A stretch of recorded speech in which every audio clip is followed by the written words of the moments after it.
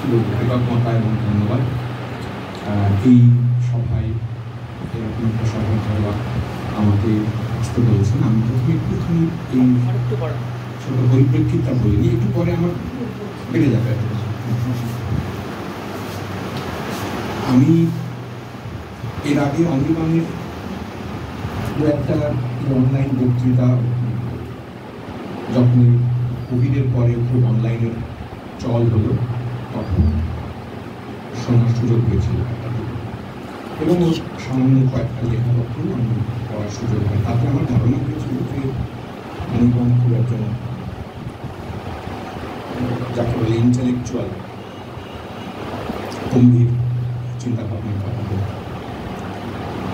যেমনভাবে এরকম তরুণ এবং উদ্যোগী গম্ভীর চিন্তা ভাবনা তারা লোক এর সম্পর্কে যেমন একটা সসম্ভ্রম দূরত্ব সচরাচর রাখা হয়, সেরকমই আমি রাখছি। বইমেলায় আচমকা এই বইটি আচমকায় তৃতীয় পরিসরের স্টল থেকে হাতে আসে এবং তারপরে বাড়ি ফিরে দুদিনের মধ্যে গোটাটা পড়ে ফেলার পর আমি খুবই, যেমন স্যার বলছিলেন, সেরকমই অস্থির একটা অবস্থা। তো তারপরে আমি ফোন নাম্বার জোগাড় করি এবং তখন ওকে ফোনটা, যাকে বলে আকুল হয়েই ফোন করি, জাস্ট সিম্পলি এইটুকু কথা বলবার জন্য যে আপনার বই আমি খুবই আমার ভালো লেগেছে, আল্লাহ হয়েছে, বই আমি খুব তৃপ্তি পেয়েছি। সেইটাই প্রথম ওর সঙ্গে আমার সরাসরি আলাপের সূচনা।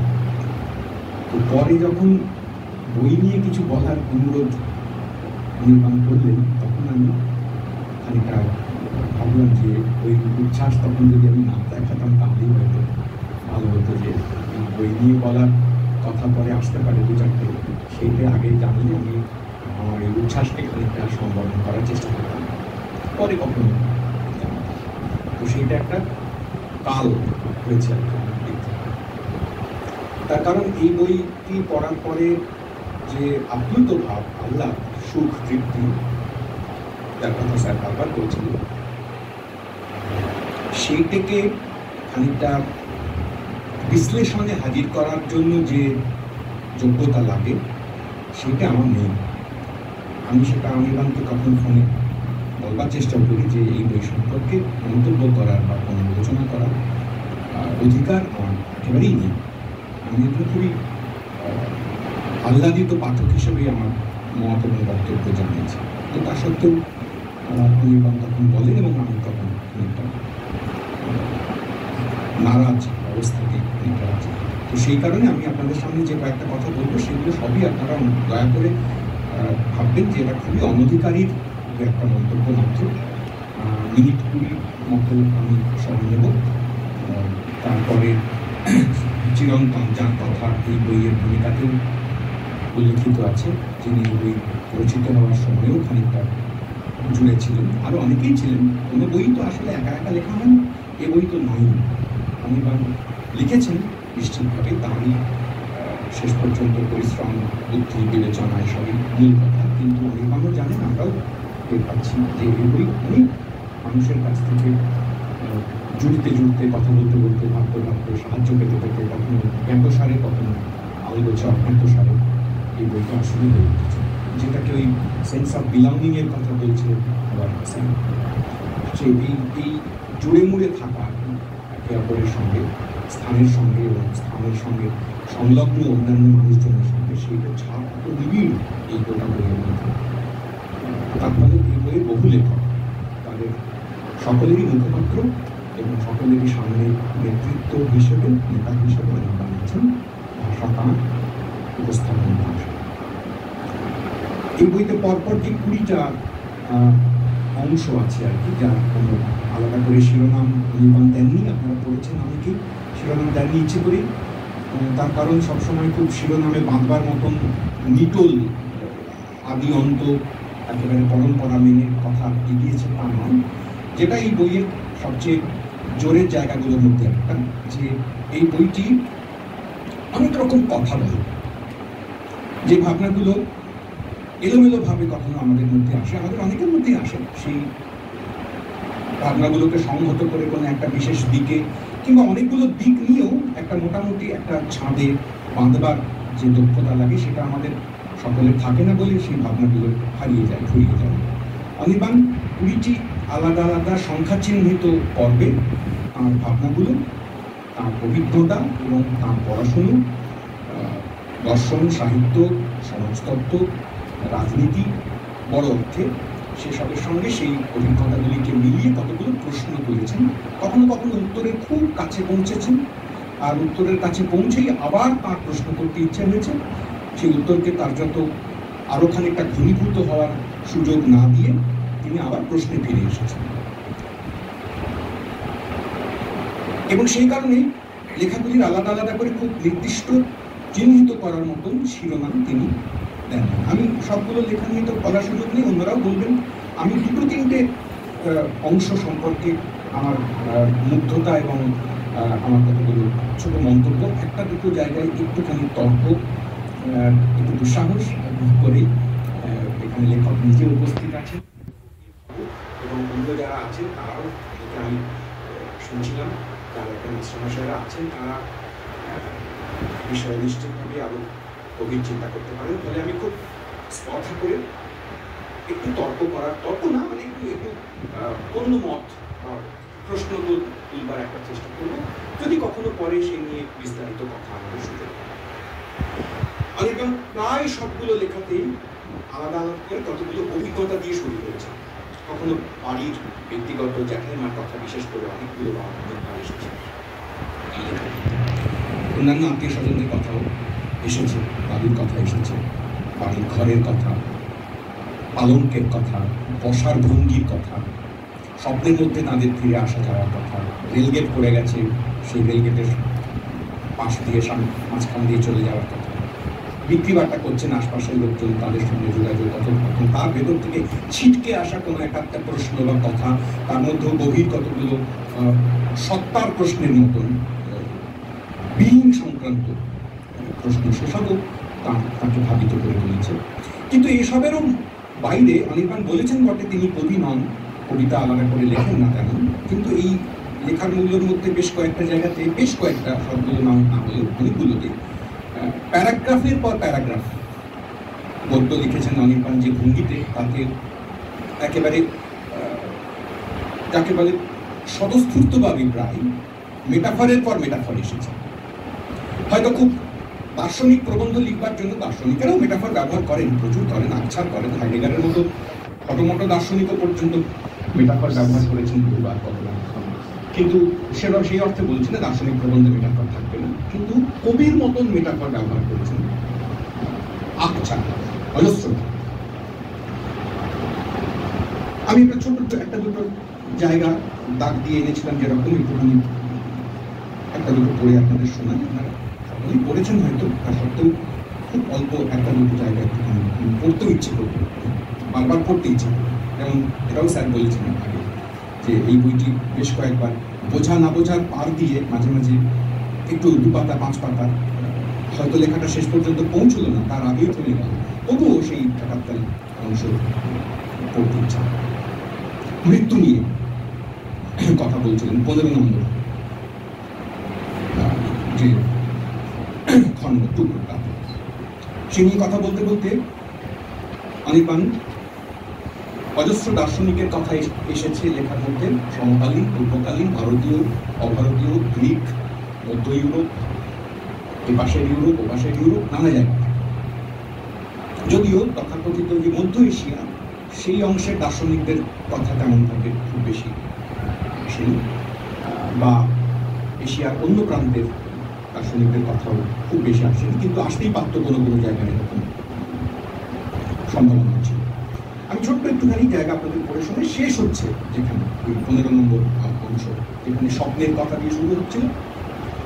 স্বপ্নের ভেতর নিজের মৃত্যুর অনুভব বড় মনোরম এক বিষয়, এই বাক্য দিয়ে যে অংশ শুরু হচ্ছে সেই কথাটি, সেই অংশটুকু শেষ হচ্ছে এমন 3টে সব মিলিয়ে জায়গা আমি বলবো, আপনাদের ধৈর্য ছুটি হবে না আসলে।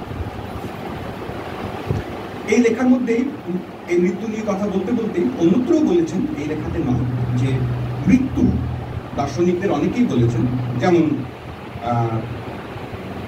উইটগেনস্টাইন বলবেন কিংবা ডেরিদা বলবেন, আর অন্য অনেকেও বলবেন যে মৃত্যু কার্যত আমাদের অভিজ্ঞতার বাইরের, মানব অভিজ্ঞতার বাইরের একটি ব্যাপার।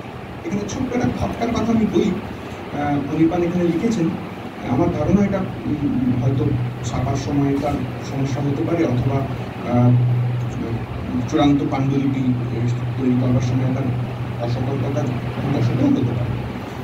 অন্যটা লেখার কথা আগে বলে নিই, কথা উঠলো বলে 18 নম্বর অংশ, সেখানে মৃত্যুর কথা এসেছে অরিন্দম চক্রবর্তীর একটা গান ব্যাখ্যা ইত্যাদির সূত্রে। আমি ওইটা আগে পড়ছি 18 নম্বর। আমার না থাকাটিকে আমি কল্পনা করার মধ্য দিয়েই আমি থাকছি। তারপরে অনির্বাণ লিখছেন, ফ্রয়েড, হাইডেগার, ডেরিদা কিংবা লেভিনাসের কাছে আমির নিজস্ব মৃত্যু আমির কল্পনার অতীত। ট্রাক্টেটাসে উইটগেনস্টাইন বলেছিলেন, মৃত্যু আমার জীবনের কোনো ঘটনা নয়, মৃত্যু একটা সম্ভাবনা যা এই আমির অভিজ্ঞতার বাইরে। একদম এই কথাই বলেছেন, কোনো সন্দেহ নেই এই শেষ অংশটা। কিন্তু এইটি কি বলেছিলেন আমি একটু খুঁজে পেতে দেখবার চেষ্টা করছিলাম, কিন্তু তাতে করে আমি খুব হাতে তেমন সুযোগ নেই বলে বা তেমন অধিকারও নেই বলে খুব একটা হাতে পেলাম না। এই দুটো বাক্যে একটুখানি ভিন্নতা আছে। যেমন যেটা বলেছিলেন বলে আমি খানি খুঁজে পেতে দেখলাম, মৃত্যু একটা সম্ভাবনা যা এই আমির অভিজ্ঞতার বাইরে। যে মুহূর্তে মৃত্যু এসে পৌঁছয়, সেই মুহূর্তে চূড়ান্তভাবে পৌঁছয়, সেই মুহূর্তে আমি আর তাকে এক্সপিরিয়েন্স করবার জন্য অবশিষ্ট থাকি। ফলে মৃত্যু চিরকালই আমার কাছে সেই এক আশ্চর্য আগন্তুকের মতন, যার আগমন কখন সম্পন্ন হয় না, অন্তত আমি থাকা অবস্থায় সম্পন্ন হয়। তার আগমন সম্পন্ন হওয়ার আগেই আমিকে প্রস্থান করতে হয়। ফলে আমি মৃত্যুর অভিজ্ঞতায় কখনো ঋদ্ধ নই, কোনো আমি নই। কিন্তু এইটির আগেই উনি লিখেছেন, ফ্রয়েড, হাইডেগার, ডেরিদা কিংবা লেভিনাসের কাছে আমি নিজস্ব মৃত্যু আমি কল্পনার অতীত। অভিজ্ঞতার অতীত আর কল্পনার অতীত এই দুটো ঠিক এক নয়। অভিজ্ঞতার অতীত কোনো সন্দেহ নেই, কিন্তু কল্পনার অতীত কি? যদি কল্পনার অতীত বলতে হয়, বিশেষ অর্থে অভিজ্ঞতার অতীত বলে আমি কল্পনার অতীত বলছি, তাহলে ওইখানে আরেকটি সতর্কতা বা বিধিসম্মত সতর্কীকরণ যাকে বলে, সেটি জুড়ে দিলে কল্পনার অতীত আর অভিজ্ঞতার অতীত এই দুয়ের মধ্যেকার যে ফারাক, সেটাকে খানিকটা চিহ্নিত করা উচিত বলে আমার। যদি কখনো এই বিবেচনাটিকে অনির্বাণ আদৌ নজর করেন বা গুরুত্বপূর্ণ মনে করেন, পরে কখনো নিশ্চয়ই এই বইয়ের আমি তো নিশ্চিত এই বইয়ের আরো অনেক অনেক এডিশন হবে, তাতে যদি কখনো মনে করেন। মৃত্যু নিয়ে আরেকটি যে অংশের কথা বলবো বলছিলেন 15 নম্বর, সেখানে আমি একটুখানি যাই। এপিকিউরাস বলতেন, যখন আমি আছি তখন মৃত্যু আসে না, যখন মৃত্যু আসে তখন আমি নেই। এই 18 নম্বরে যা পড়লাম তার পূর্বসূরি হিসেবে এপিকিউরাসের কথা এসেছে। চমৎকার। তিনি অবশ্য আমির জায়গায় আমরা লিখেছিলেন, তাই আমার জীবনের মুহূর্ত নিচয়ের সঙ্গে কখনোই মৃত্যুর মুহূর্ত সমীকৃত হয়। এই অনিশ্চয়তা উৎপাদন মুখর। এবার অনির্বাণ তার কমেন্টারি কোন জায়গায় পৌঁছে দিচ্ছেন দেখুন। আবার এক নৈতিক মুহূর্তও বটে। কুটুম যদি হঠাৎ ঘরে এসে ঢোকে, কর্তা বিড়ম্বনায় পড়ে, তখন কুটুমকে আর কর্তাকে দুয়ের মধ্যিকার ফাঁক উবে যায়। তাই সে আসে, কিন্তু এসে পৌঁছয় না। মৃত্যু হলো ঠিক যেন সেই আগন্তুক, যে ঘটনা ঘটায় কিন্তু ঘটার সময় সে সেখানে নেই, অথবা ঘটনা অন্য কোথাও ঘটে, অন্য কেউ এসে পড়ে, কিন্তু কখন যে সে এসে পড়বে আমির তা কোনোদিনই জানা হয় না। এই একটু আগে যা বলছিলাম তারই কমেন্টারি হিসেবে অনির্বাণ দিচ্ছেন। তারপরেই কতগুলো প্রশ্ন পরপর 1, 2, 3, 4 করে অনির্বাণ সাজিয়ে দিচ্ছেন এই বিবৃতির পরে। যে প্রশ্নগুলো আমি একটুখানি পড়ে শোনাই, সেগুলি সম্পদের মতন তাই। এবার 1, 2 করে প্রশ্ন আসছে। আমির কি সত্যি সত্যি মৃত্যু হয়? আমি কি আদৌ বেঁচে আছি? এই দ্বিতীয় প্রশ্নটি, তারপরে আরো প্রশ্ন আছে, আমি কি আদৌ বেঁচে আছি? এই দ্বিতীয় প্রশ্নটির একটা উত্তর হয়, বাকিগুলোর হয় না। বাকিগুলো প্রশ্ন আকারই থাকে এবং তাতেই তার মাহাত্ম্য যাকে বলে। আমার মতে আমার ধারণায় আমি কি আদৌ বেঁচে আছি, এই প্রশ্নটির উত্তর হচ্ছে হ্যাঁ। তার কারণ এই প্রশ্নটি করাই আমার বেঁচে থাকা চিহ্নিত হচ্ছে। আমি কি আদৌ বেঁচে আছি, এই প্রশ্নটি ইটসেলফ। আমি তো নিজে একটা গল্প, ওই যে ঘুমের ভেতর মরলাম, ওটাই কি সত্যিকারের মরা? আমি তো আমার মৃত্যুর মালিক নই। তাহলে কেউ কি মরে অথবা মরে না? আমি আর আমার মৃত্যুর মধ্যে যদি একটা পরিচ্ছন্ন দূরত্ব থাকে, তাহলে আমার কি আদৌ মরবার ক্ষমতা আছে?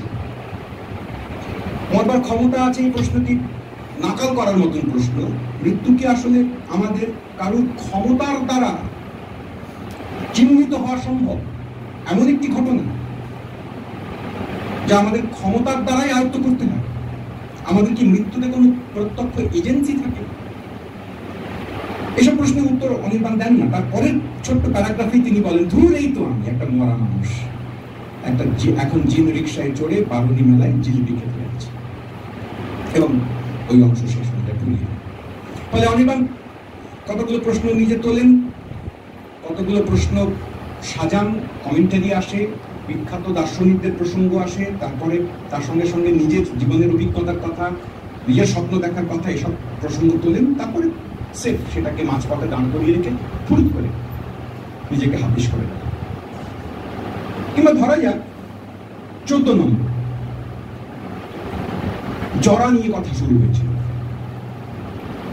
জরা নিয়ে কথা শুরু হতে হতে কথা গড়াচ্ছে, কথার চলনে চালে যেমন করে কথা থেকে কথায় চলে যাওয়া যায়। অনেক দূর যাওয়ার পরে আবার আগের প্রসঙ্গে ফিরতে তার ইচ্ছে হয়, সেখানে ধর্তাইয়ের মতো করে ফিরে আসেন, আবার কথা ধরেন, তারপরে গুলি ছেড়ে দেন, আবার গল্প করাতে করাতে অন্যত্র গিয়ে পৌঁছান। এবং শেষ পর্যন্ত আমি এই গোটা অংশের প্রশ্নে যাব না, আমি এখানে আপনাদের ছোট্ট একটুখানি জায়গা করে দেখাবো, যেটা আমি ওর কাছে কৃতজ্ঞই বলা যেতে পারে। এইরকম 2-3টে জায়গা উনি যত্ন করে লিখেছেন। আত্মীয়ের কথা, জ্যাঠামশাইয়ের কথা, জ্যাঠাইমার কথা, কিন্তু এত দরদ, এত আশ্চর্য অকৃত্রিম দরদ এবং কল্পনা ইত্যাদি সমেত লিখেছেন যে বলার মানে এরকম চিন্তা সংক্রান্ত, চিন্তা করতে উস্কে যাওয়া যায়, এরকম চিন্তা করতে করতে ভেবাচাকার একটা অবস্থা তৈরি হয়ে যায়, এমন মুহূর্তেও যে তিনি দরদ ছাড়েন না, কিছুতেই ছাড়েন না। এইটার জন্য তাকে আলাদা করে কৃতজ্ঞতা এবং ধন্যবাদ জানাই। লিখছেন এই বইয়ের পৃষ্ঠা 142-এ, এটার পর আমি আর একটা ছোট্ট টুকরো করেই থামবো, বেশি আপনাদের বিরক্ত করবো না। 14 নম্বর অংশের কথা আমি বলছি।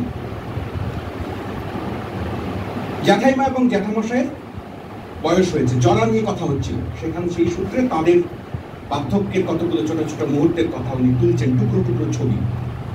তার থেকে সিদ্ধান্তে যাবেন, তার থেকে নতুন অনুভূতিতে যাবেন, প্রশ্নে যাবেন, নতুন কৌতুক তৈরি করবেন, কখনো কখনো বিষণ্ণ হবেন, আবার সেই বিষণ্ণতার ঘাড়ে চড়ে বসবেন একই সঙ্গে পরপর।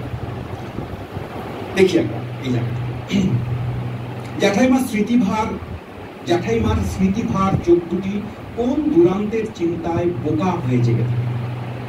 এই অংশটা শেষে আমি আবার একটা আমার সাধ্য মতন ছোট্ট একটা প্রশ্ন তুলব।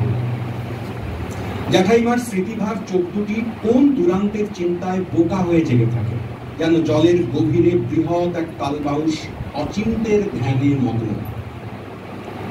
তার নিজের বলতে এখন শুধু পাটের দড়ির মতো কয়েক খাবল চুল,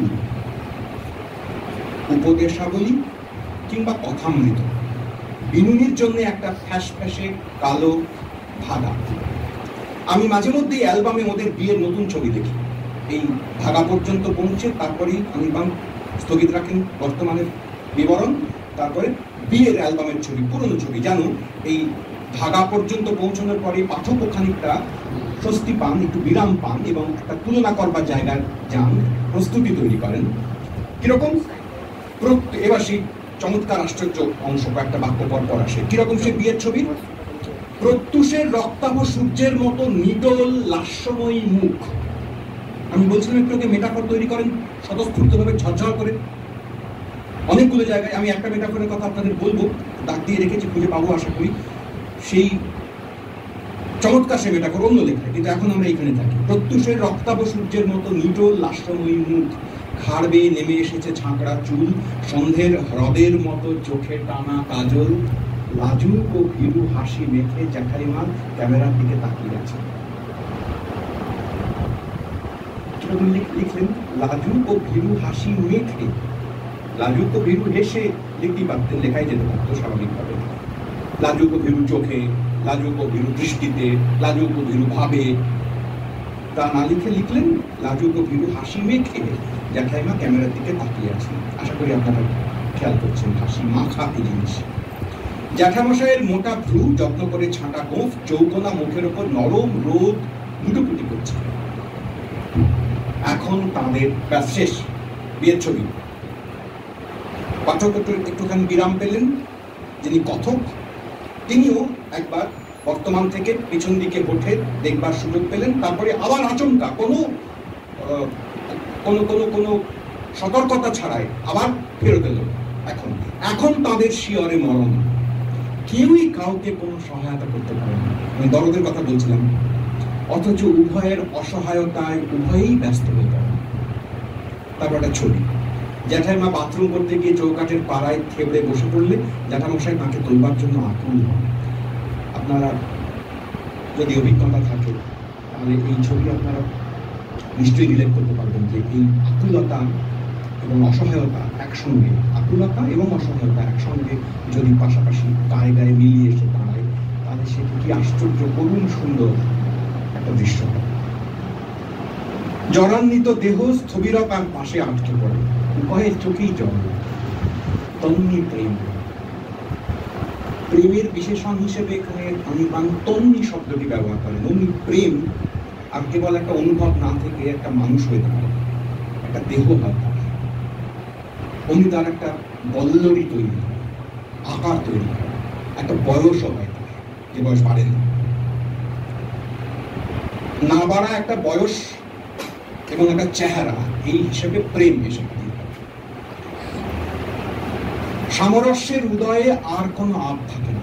আত্মভাবকে সমৃদ্ধ করে তারা উভয়ই বিশ্রান্তমতি। অনির্বাণ এবারে তার অনিষ্ট যা দর্শনের দিকে হাঁটবেন।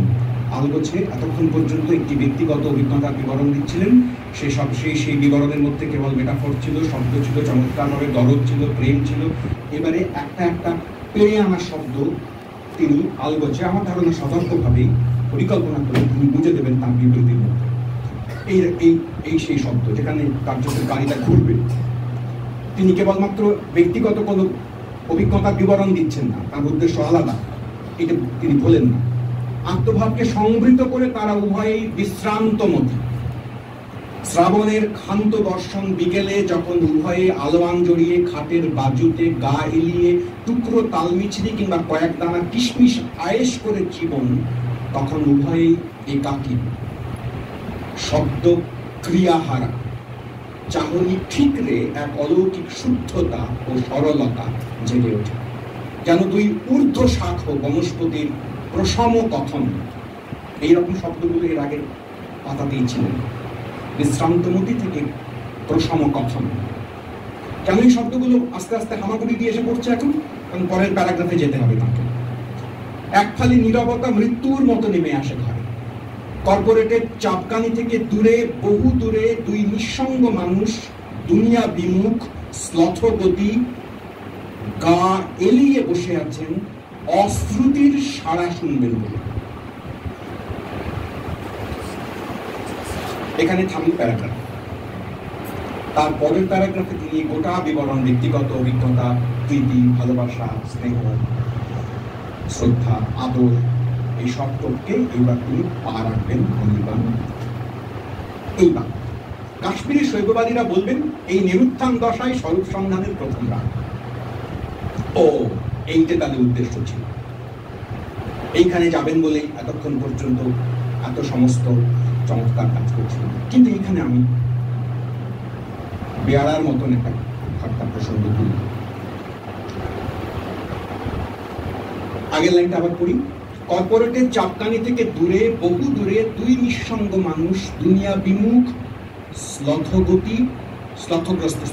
শ্লথগ্রস্ত, দুনিয়া বিমুখ। খেয়াল করুন একবার, নিঃসঙ্গ মানুষ। এটা কি সত্যি দুনিয়া বিমুখ? এটা কি বিমুখতা? গা এলিয়ে বসে আছেন। গা এলিয়ে বসে থাকাটি সচেতন, ইচ্ছেকৃত, নির্বাচন, চয়েস, বসে আছেন অশ্রুতির সাড়া শুনবেন বলে এটি পরিকল্পনা, নাকি এখানে এক অংশ জুড়ে অংশত হলেও একটি বাধ্যতাও আছে, একটি অনিবার্যতাও আছে? জড়ার কথা হচ্ছে,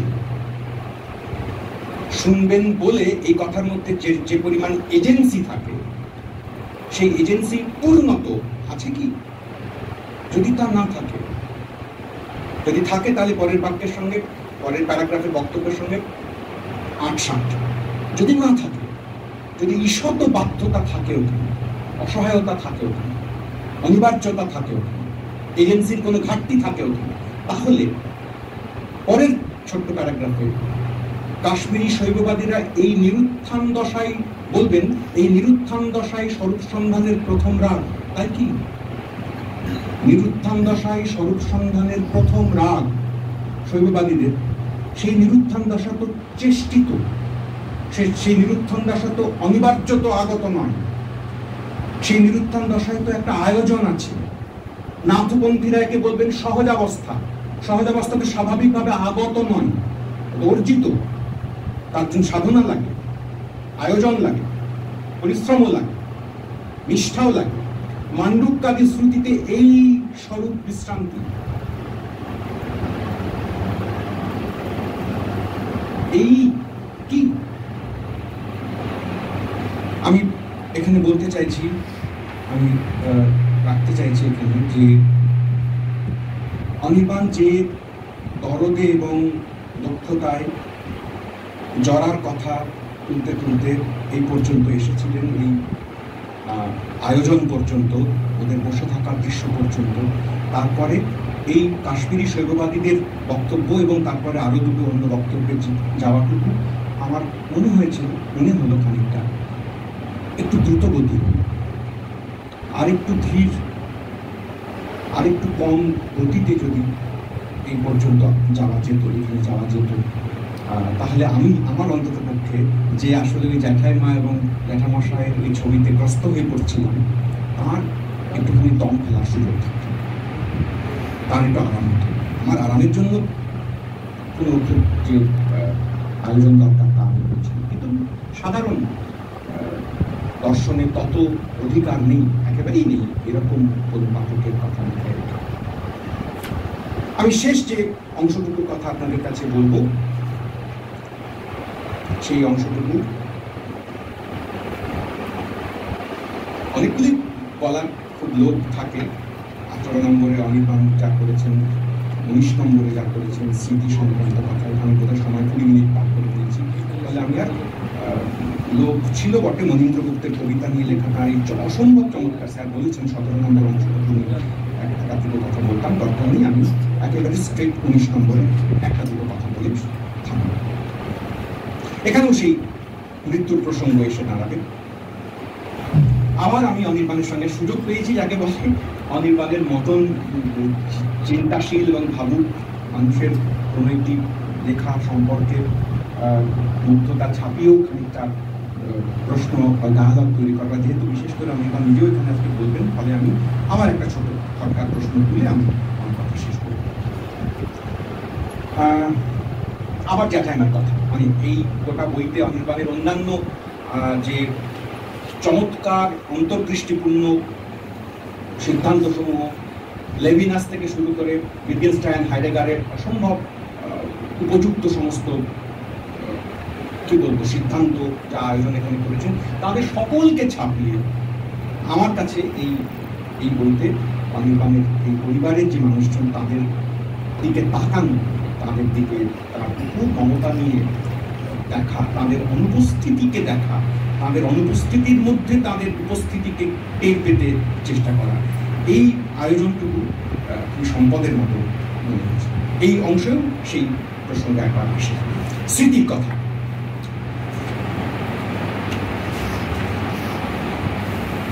স্মৃতি একটা ইভেন্ট লিখেছেন, স্মৃতি মৃতের সংসার, এই সমস্ত কথা বলে অনির্বাণ 19 নম্বর অধ্যায় মানে অংশ শুরু করেছেন। তৃতীয় প্যারাগ্রাফে, আমার ঠাকুমা কবেই মারা গেছে। কনকনা শীতের রাত্রিরে ওপাশের পাঁচিলের গায়ে খেজুর গাছগুলো যখন দুহাত জড়ো করে আদিম প্রণাম সারে। কবিতা লেখেন না বলেছেন বটে, কিন্তু কে বিশ্বাস করবে এই বই পড়ার পরে উনি কবিতা লেখেন? নিশ্চয়ই গোপনে লেখেন, অন্যদের পড়ানো। নাহলে খেজুর গাছগুলো যখন দুহাত জড়ো করে আদিম প্রণাম সারে, প্রণামের আগে আদিম এই শব্দটি কবি ছাড়া কে বসাবে? আমি তখন দার্শনিকেরা চট করে এরকম কথা বসাতে চাইব। আমি তখন ঠাকমার তিনকোনা মশারি খাটা চৌকির ওপর বিছানো তোষকে গায়ে নিয়ে তাঁরই স্মৃতির জাবর কাটি। শুনতে পায় তাঁর বকর বকর রাজকন্যা তেপান্তরের গল্প তিনি বানিয়ে বানিয়ে বলছেন। লাজ ও নম্র একটি মুখ, বুড়ো নিম গাছের মতো খানিক নিস্পৃহ ও একাকী। আর তখন সেই চারণায়, সেই রমন্থনে, সেই মুহূর্ত ও পরিসর মৃতের অধিকৃত সার্বভৌম প্রদেশ। কথায় কথায় আমার দাদু এসে হাজির হন, ঝগড়া শুরু হয়, শূন্যময় সে আক্রম শেষ হয়। কি ভীষণ এক কাঁচু মুখ কারুণ্য। হাঁ করে একটা লোককে আমরা এক ঝলক দেখে ফেললাম, না চিনি, আগে কখনো না দেখলেও আমাদের দেখে ফেলতে কোনো অসুবিধা নেই। মৃতেরা বাসা বাঁধে শরীরে, থানা গাড়ে মগজে। আমার ভেতরে আমার ঠাকুমার ভূত, দাদুর ভূত ঘুরে বেড়ায়। মরে গিয়েও তারা মরে না। আমি সেই মৃত্যু পরবর্তী সন্ধি জীবনকে আঁকড়ে বেঁচে থাকি। স্বীকারোক্তি, দার্শনিক অভিব্যক্তি, প্রস্তাব, প্রপোজিশন, নানা রকম ভাবে এসব কথা বলা যায়। তারপরে আমি মৃত্যু ইত্যাদি নিয়ে অনেক চমৎকার সব কথা আছে, বলছি না। আমি শেষ যেটাতে আমি প্রশ্ন করলাম, শেষ দিকে এসেছেন অনির্বাণ এই লেখারই স্মৃতি। আমি প্রশ্নই রাখবো অনির্বাণের কাছে, জানতে চাইব কখনো আজকে পরে ভবিষ্যতে স্মৃতি নিজেকে কুড়োতে কুড়োতে জড়ো করে করে করে নিজেই সত্তায়িত হয়। ভাষার সঙ্গে, ইচ্ছের সঙ্গে, পরিচিতির সঙ্গে তার সংলাপ চলে, সংঘর্ষ চলে। এই একটি বাক্য লিখেছেন অনির্বাণ। তারপরে লিখেছেন আমির সার্বভৌমিকতায় সে ফাটল ধরে। আরো তারপরে লিখেছেন, আমি প্রশ্ন করতে চাইব, স্মৃতি নিজেকে কুড়োতে কুড়োতে জড়ো করে করে করে নিজেই সত্তায়িত হয়। এই বাক্যাংশটুকুতে অনির্বাণ স্মৃতিকে যে অধিকার দিচ্ছেন, তত অধিকার কি স্মৃতির প্রাপ্য? স্মৃতি এই পরিমাণ স্বাধীনতা, নিজেকে নিজেই কুড়োতে কুড়োতে নিজেই সত্তায়িত হয়। নিজে সত্তায়িত হতে গেলে স্মৃতি সত্তাহীন একটি পরিস্থিতি, একটি অবস্থা কল্পনা করতে হবে। যদি স্মৃতি সত্তায়িত হয় বলে আমি দাবি বলি, তাহলে নিশ্চিতভাবে সত্তায়িত হওয়ার প্রাক মুহূর্ত, যেখানে স্মৃতি আছে কিন্তু সত্তা নেই, তা কল্পনা করতে হবে। সেইটি স্মৃতির পক্ষে একটু অতিরিক্ত দাবি হবে না? ভাষার সঙ্গে, ইচ্ছের সঙ্গে, পরিচিতির সঙ্গে তার সংলাপ চলে, ঠিক, খুবই চলে। কিন্তু এই সংলাপ চলার সময় স্মৃতি এবং ভাষা, স্মৃতি এবং ইচ্ছা, স্মৃতি এবং পরিচিতি, এদের কি কার্যত আদতে পৃথক স্বভাব, অস্তিত্ব থাকে? নাকি এই অস্তিত্বকে আলাদা করে নির্দিষ্ট করে চিহ্নিত করবার কাজটি এটি অসম্ভব প্রক্রিয়া। প্রতি মুহূর্তেই তারা মিলেমিশে থাকে, একে অপরকে আয়িত করতে থাকে, একে অপরকে আলোড়িত বা আরো ভালো করে বললে প্রসারিত, গঠিত করতে থাকে। কিন্তু কোনো এমন একটি মুহূর্ত কল্পনা করা খুবই কঠিন, প্রায় অসম্ভব, যেখানে তারা পরস্পরের থেকে বিযুক্ত আছে। কিন্তু যদি বিযুক্ত না থাকে, কখনোই না থাকে, যদি একসঙ্গেই থাকে, তাহলে নিজেকে কুড়োতে কুড়োতে জড়ো করে করে করে নিজেই সত্তায়িত হয়। এই বাক্যটিকে আর একবার কবির চোখ থেকে শুধু নয়, ভাবুকের বা তার্কিকের চোখ থেকেও যদি একবার দেখেন অনির্বাণ, তাতে কবিতার সৌন্দর্য ঈষৎ হাতা খেতে পারে হয়তো, তবু আমি অনুরোধ করবো যদি কখনো। আর শেষ কথা, ওই লেখারই শেষে অনির্বাণ প্রশ্ন রেখেছেন যে সত্যি নিয়ে প্রশ্ন। সেটা অনির্বাণের শুধু বলে আমি বলবো না, এমনি সাধারণভাবে আমাদের সকলেরই প্রায় ঘুমের মধ্যে আবার এই কথা শেষ হতে হতে এসে হলো, শেষ করছেন লেখাটি এভাবে, ঘুমের মধ্যে আচমকা এক ঝাঁকুনি খেয়ে আমি ধর্মড়িয়ে উঠে বসে দেখি শিয়রের গোড়ায় কদিন আগে মারা যাওয়া আমার জ্যাঠাইমা মারা যাওয়ার পর কেমন তরতর করে আরো দ্রুত তার বয়স বেড়েছে। আশ্বিনী বাতাসে, আমি আশ্বিনী শব্দটি আগে কখনো বাংলা ভাষায় দেখিনি, আশ্বিন কতবার জানি, কিন্তু আশ্বিনী বাতাসের আগে আশ্বিনী বসানোর কৃতিত্ব আমি অন্য কোনো কবিরও হাতে কখনো দেখিনি। আশ্বিনী বাতাসে তার আলুলায়িত শুভ্র কেশ কেশরের মতো ঝমঝম উড়ছে, এই বাক্যটার কথা বলছিলাম আমি খুঁজে পেয়েছি। যে কোনো আম লোক আমার মতন এলেবেলে হলে লিখত ঝমঝম করে উঠছে, কবিরা লিখতেন না, কিন্তু অকবি তার মাঝে মাঝে মনে হবে যে করে বাদ দিলে বাক্যটাকে এড়িয়ে পড়তে পারে। কবিরা সচরাচর করে টোরে রাখেন না, এবং বাংলা এরকম হরভরন্ত গদ্যের কঠিন জটিল তত্ত্ব কাঠামো তত্ত্বচিন্তার মাঝখানে ঝমঝম উড়ছে, ওরার সঙ্গে ঝমঝমের কোনো প্রত্যক্ষ সম্পর্ক নেই, কোনো সম্বন্ধ নেই, দুঃসাহসে ঝমঝম এবং করে বাদ, ওরাটাই ঝমঝম। এরকম একটা দুঃসাহস অনির্বাণ রাখেন। ফোকলা দাঁতে ফুরফুর হেসে জলভার পিঙ্গল চোখে আমার ত্রস্ত মুখের দিকে চেয়ে তিনি মাথার চুলে কি এক অগাধ স্নেহের বিল কেটে দিচ্ছেন। পরিত্যক্ত হিজল গাছের মতো তার নুয়ে পড়া মুখের অকিঞ্চিত জলোচ্ছায়ায় জিরোতে জিরোতে আমি ভাবি কোনটা সত্যি, আমার ঘুমটা না জাগনাটা। জাগরণ লেখেন না, জাগনাই লেখেন, কনকনে লেখেন না, কনকনা লেখেন। স্যালুট। আমার ঘুমটা না জাগনাটা, দুটোই নাকি কোনোটাই না? লেখা শেষ হবে। কোনটা সত্যি, এই প্রশ্নটাই শেষ পর্যন্ত তাকে এরকম চারটে অপশনের মাঝখানে